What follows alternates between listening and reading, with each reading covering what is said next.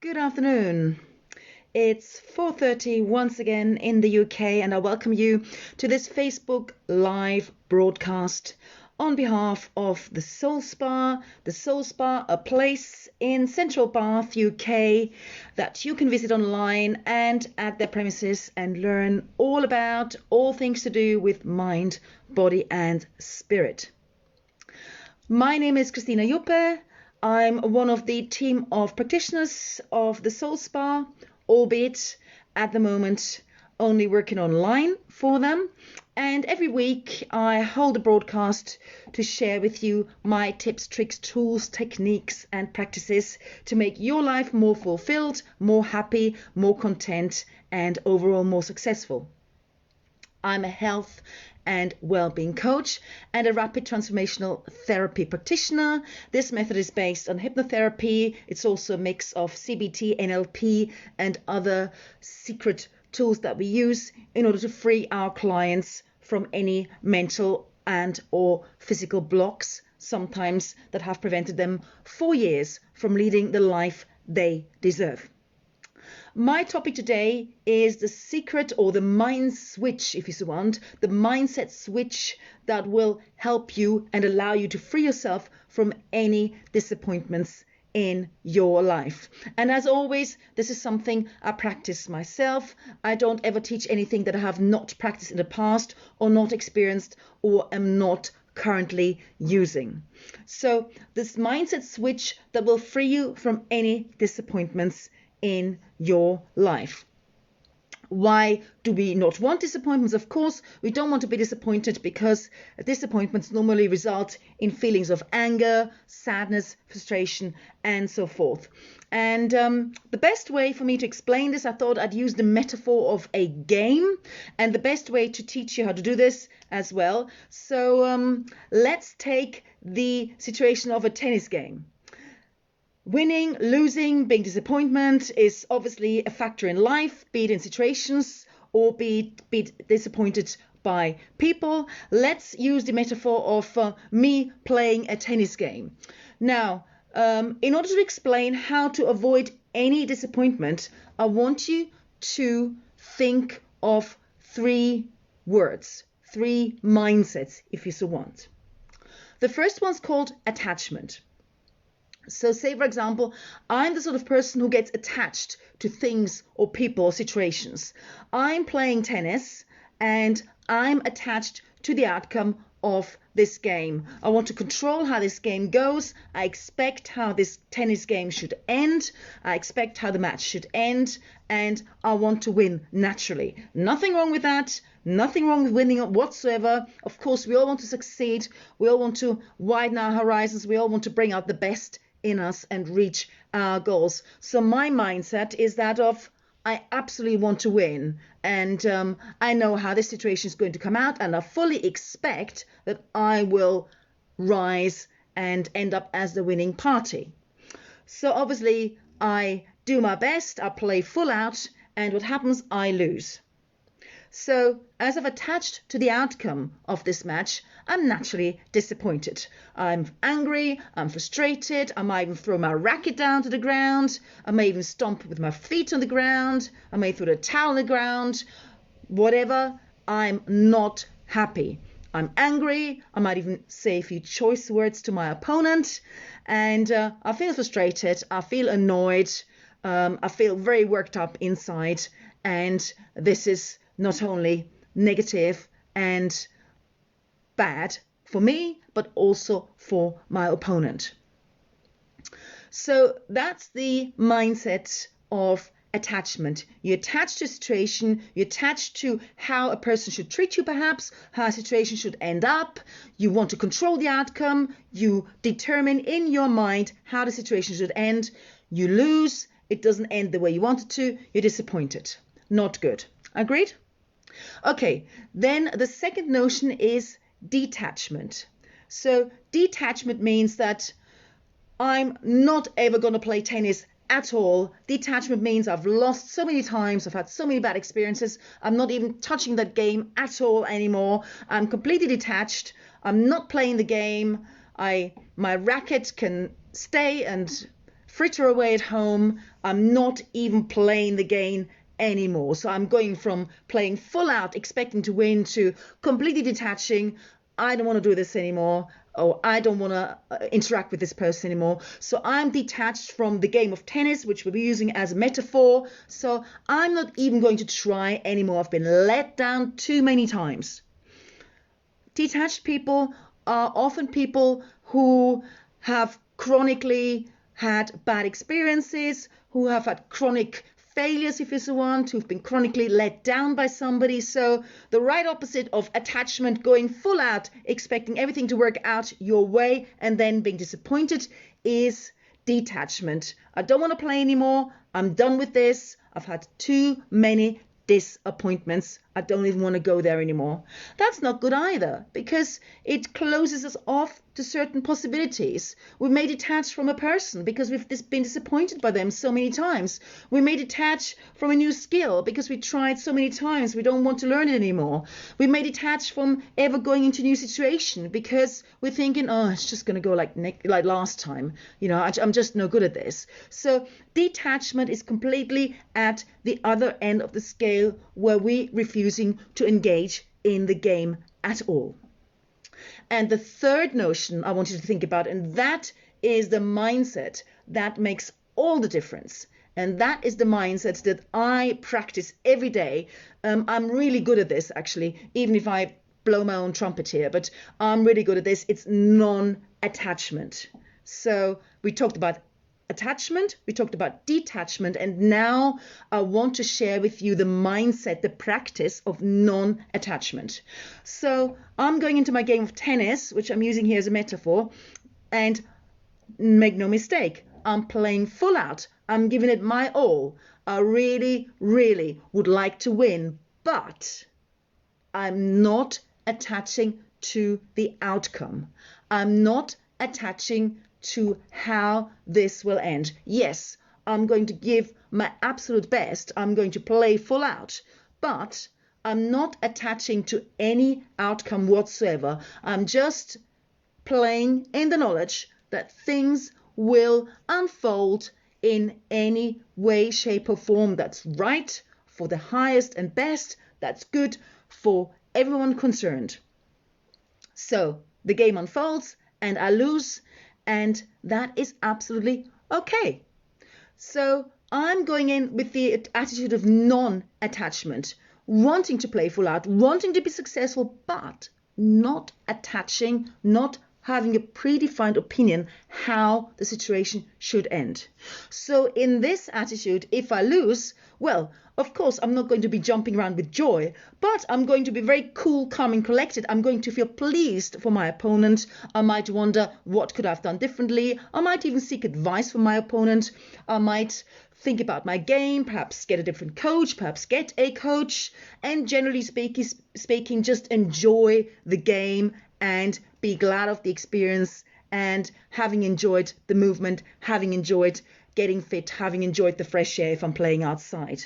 So I will nonetheless think of how I can improve, because as I said at the beginning, of course we all want to succeed. Of course we all want to feel good, be validated, be looked at by others as successful, looking at ourselves as successful. Of course we want that. It's human nature. We always want to expand.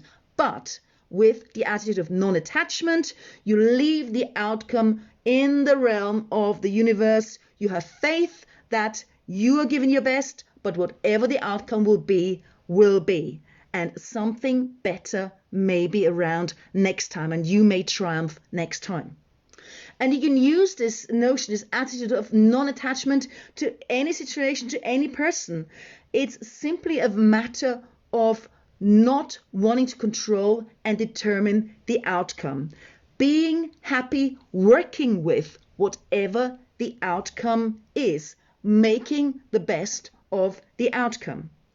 Again, that doesn't mean that you don't engage. It doesn't mean that you stop caring. No, it just means that you prepare as best you can, that you go in all out, but the outcome is, well, up or in the lap of the gods, and you're absolutely fine with it because you know there is always a lesson to learn. Whatever happens, there's always room for improvement, and there's always a silver lining on the clouds. Now I hear you saying, Christina, this sounds all very well, but how do I get there? Of course I'm disappointed when somebody breaks a promise to me. Of course I'm disappointed when I get overlooked by my workplace with a promotion. Of course I'm disappointed when I set myself a goal and I don't achieve it. Of course I'm disappointed when I'm relying on a friend and he or she lets me down. How do I just breeze through with non-attachment? Well, it all boils down and goes back to the same thing once and once more again, and that's know thyself, i.e., the only way that really you can develop a healthy attitude of non-attachment is by working on your self-esteem, working on your self-confidence, working on your self-belief, and most of all, working on what you want in life and why.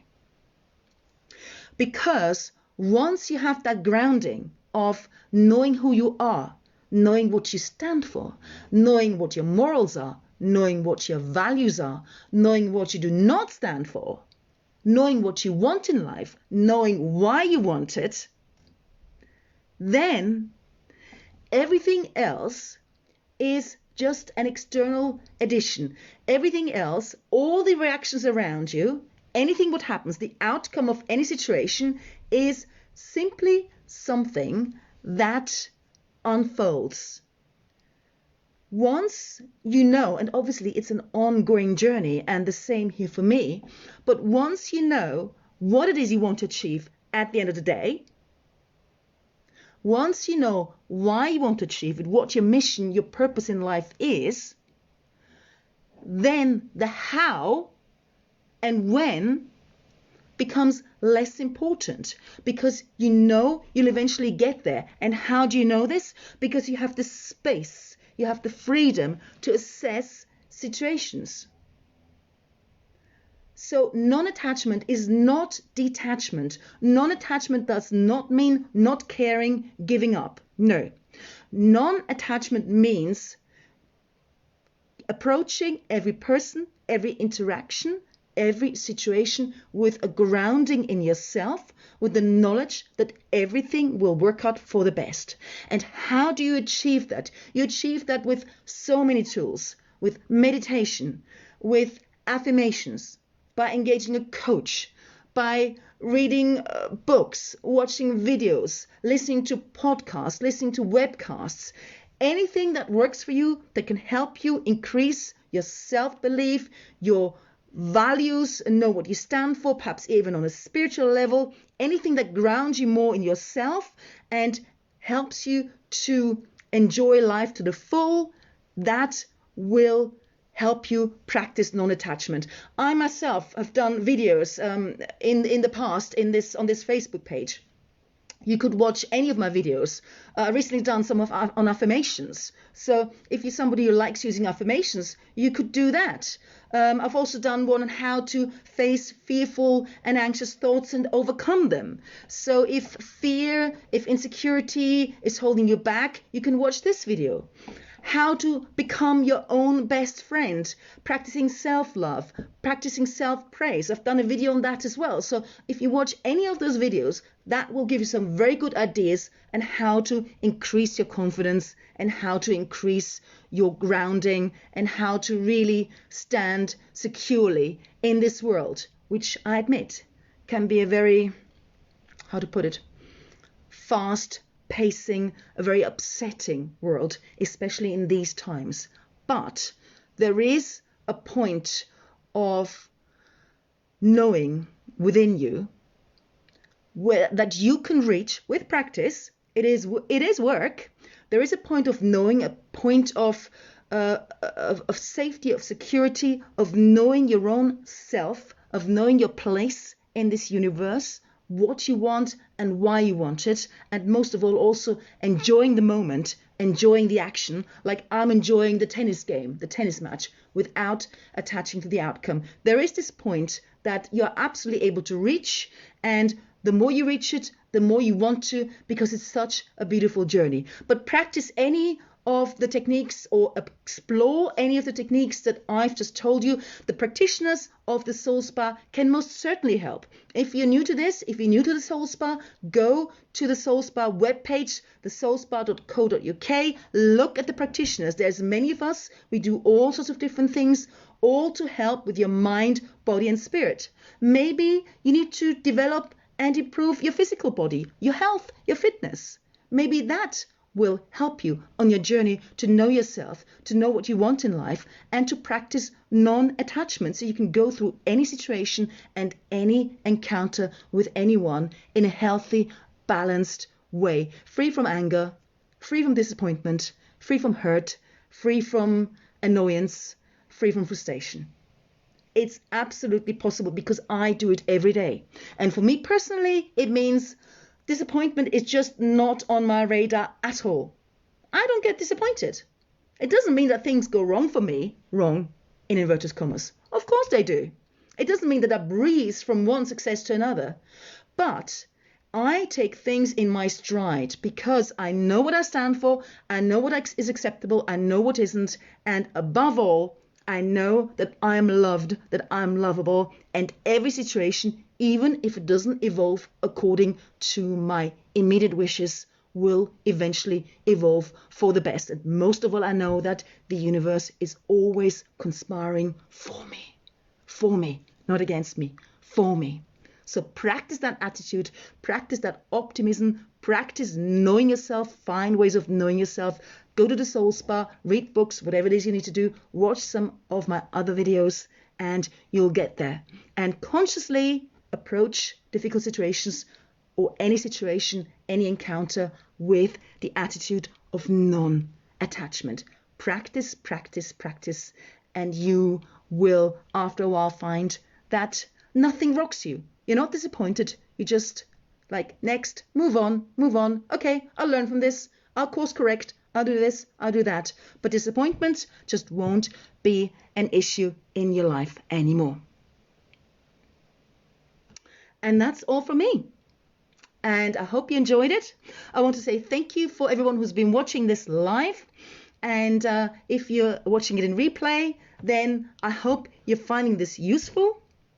And last but not least, as always, if you're new to the Soul Spa and you want to belong and become a member of the Soul Spa community, then click on the sign up button below. And you can also find us on YouTube with our YouTube channel. And of course, as I've said, on the Soul Spa website. And the Soul Spa is, by the way, open now for clients as well. The treatment rooms are running and flourishing. So if you live near or around Bath, then why not check it out? And that was Christina Juppe, health and well-being coach and rapid transformational therapy practitioner. If you want to know more about what I do, see how I can help you, perhaps with any deep-seated mental or physical block, then don't hesitate to look at my website, which is freefromyourfears.com, and get in touch with your questions and we'll have a chat. If you like this video, give it a like. If you know somebody who may like it, please share it. And if you have any questions or comments, then please put them in the comments box. I appreciate you. Thank you very much. Thumbs up to you as well. And I will see you next week. And before I go, next week there will be a Facebook Live on how to become bulletproof to criticism. How to become bulletproof to criticism, which is closely linked to what I've said today. So don't miss it. I'm going to be on again next Thursday at 4:30 p.m. with another installment, how to become bulletproof to criticism. I'll see you there. Bye for now.